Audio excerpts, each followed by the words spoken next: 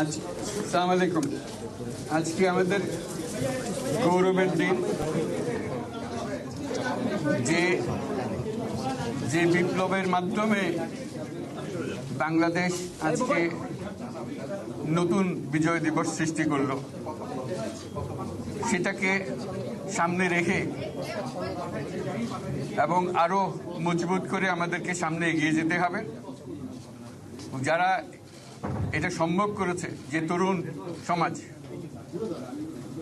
তাদের প্রতি আমি আবার সমস্ত প্রশংসা এবং কৃতজ্ঞতা জানাচ্ছি তাদেরকে। তারা আমার পাশে আছে। এরা এই দেশকে রক্ষা করেছে, এ দেশকে নতুনভাবে পুনর্জন্ম দিয়েছে এবং এই পুনর্জন্মে যে বাংলাদেশ পেলাম, সে বাংলাদেশ যেন অত্যন্ত দ্রুত গতিতে এগিয়ে চলতে পারে, সেটাই হলো আমাদের শপথ।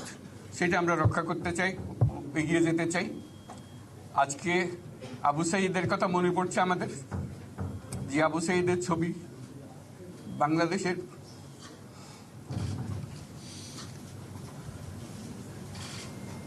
প্রতিটি মানুষের মনে গেঁথে আছে। এটা কেউ ভুলতে পারবে না। কি অবিশ্বাস্য একটা সাহসী যুবক, বন্দুকের সামনে দাঁড়িয়ে আছে এবং তারপরে থেকে কোনো যুবক, কোনো যুবতী আর হার মানে নাই, সামনে গিয়ে গেছে এবং বলছি যত গুলি মারো, মারতে পারো, আমরা আছি। তো যার কারণে এটা সারা বাংলাদেশ জুড়ে এই আন্দোলন ছড়িয়ে গেছে এবং যার কারণে বাংলাদেশ এই দ্বিতীয়বার স্বাধীনতা অর্জন করলো। এই স্বাধীনতাটা আমাদেরকে রক্ষা করতেই হবে। শুধু রক্ষা করা নয়, এই স্বাধীনতার সুফল প্রতিটি মানুষের ঘরে পৌঁছাতে হবে। তা না হলে এই স্বাধীনতার কোনো দাম নেই। এই স্বাধীনতাটাকে পৌঁছানো হলে আমাদের শপথ, আমাদের যে প্রতিজ্ঞা, যে আমাদেরকে এটা করতে হবে, ঘরে ঘরে পৌঁছাতে হবে। মানুষ যেন জানে যে বাংলাদেশ স্বাধীন হওয়ার অর্থ হলো তার নিজের পরিবর্তন, ব্যক্তির পরিবর্তন, সুযোগের পরিবর্তন, তার ছেলে মেয়ের ভবিষ্যতের পরিবর্তন। এটা যেন প্রত্যেকে বুঝে নেয় এবং আজকের তরুণ সমাজকে বোঝানো যে এই দেশ এটা তোমাদের হাতে, তোমরা এটাকে তোমাদের মনের মতো করে গড়ে তুলবে। তোমরা যেগুলো স্বাধীন করতে পেরেছো, তোমরা এটাকে তোমাদের মনের মতো করে গড়তেও পারবে এবং তোমাদের দেখে সারা দুনিয়া শিখবে কিভাবে একটা দেশ, একটা তরুণ সমাজ গ্রহণ করতে পারে এবং তাকে পাল্টে ফেলতে পারে। তাদেরকে আমি বারে বারে এমনি উপদেশ দিই যে পুরনোদের বাদ দাও, তাদের এই পুরনো চিন্তা দিয়ে এটার মুক্তি আমাদের হবে না করি, সারা দুনিয়ার মধ্যে এটা হবে না। এটা শুধু বাংলাদেশের কথা না, সারা দুনিয়াকে জুড়ে কথা বলছি। তোমাদের মধ্যে যে শক্তি আছে, যে ক্রিয়েটিভিটি আছে, সৃজনশীলতা আছে, সেই সৃজনশীলতাকেও কাজে লাগাতে হবে। এটা শুধু বই খাতাতে লেখার জিনিস না, এটাকে প্রকাশ করার জিনিস, স্থাপন করার জিনিস, সেটা করা। এটা আমরা এই আজকে আমাদের পুরো কাজটা হলো, দায়িত্বটা হলো, তারা যেটা অর্জন করে নিয়ে এসছে এখন তাদেরকে দিয়ে এটাকে করিয়ে দেওয়া, আমাদের সমস্ত কাঠামোগুলো পরিষ্কার করে দেওয়া।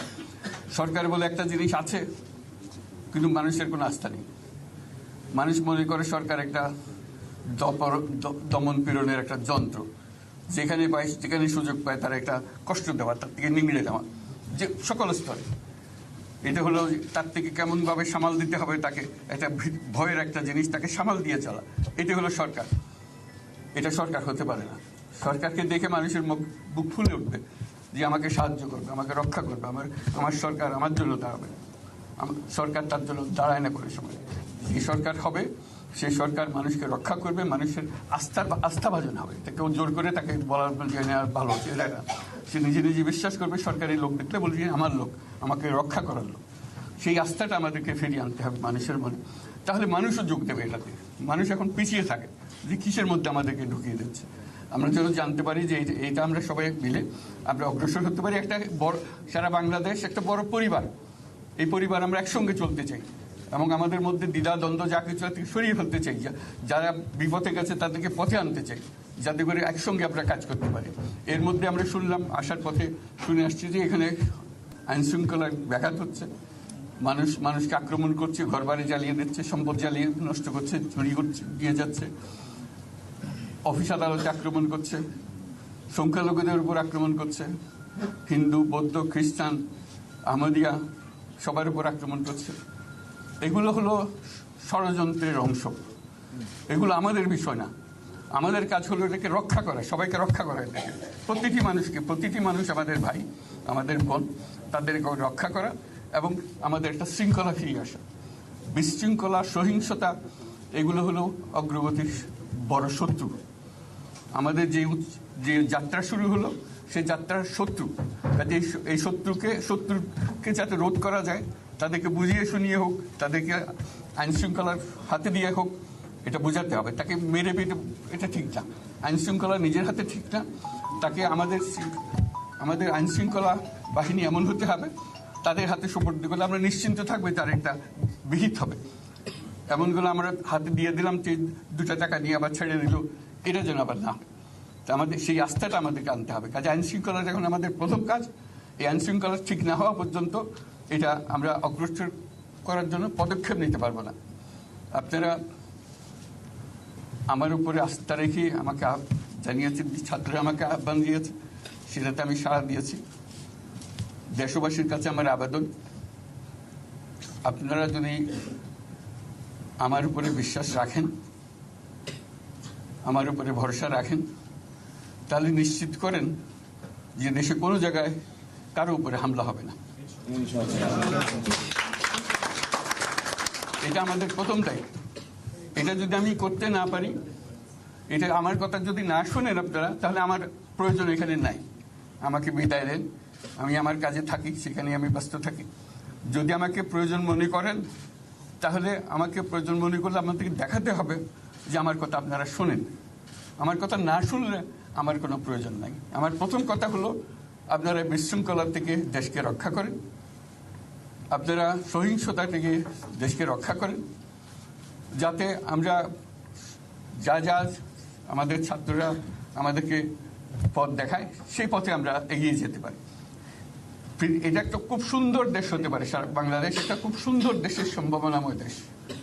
কাজে এই সম্ভাবনাগুলোকে আমরা নষ্ট করে দিয়েছি। এখন আবার সেই বীজতলা আবার তৈরি করতে হবে, আবার আমাদেরকে জেগে উঠতে হবে। তারাই এই বীজতলা তৈরি করবে, তাদের হাত দিয়েই হবে, এবং তাদের দিকে আমরা তাকাবো এবং আমরা তাদের নির্দেশ মতে আমরা অগ্রসর হব। এখানে সরকারি কর্মকর্তা কর্মচারী যারা আছেন, সেনাবাহিনী, বিমান বাহিনী, নৌবাহিনী প্রধানরা যারা আছেন, তাদের প্রতি অনুরোধ, আমরা একটা পরিবার, এইটার মধ্যে যেন আমাদের গোলযোগ না হয়, আমরা একযোগে একসাথে চলতে পারি এবং আমরা তড়িৎ গতিতে একটা সুন্দর বাংলাদেশ গড়ার পথে এগিয়ে যেতে পারি। সেটাই আমার কামনা। আপনাদের সবার কাছে আবেদন, আমাদেরকে সেই সুযোগ দেন।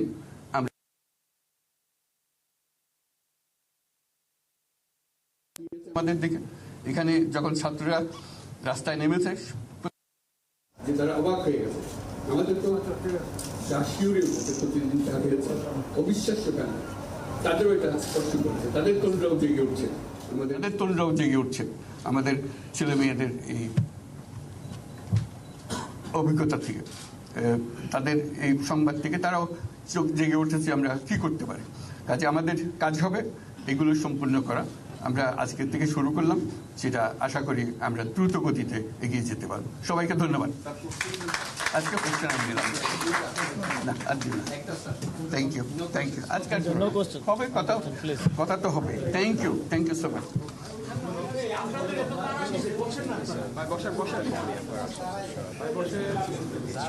ঠিক আছে, আমরা এখানে থাকি, এখানে করে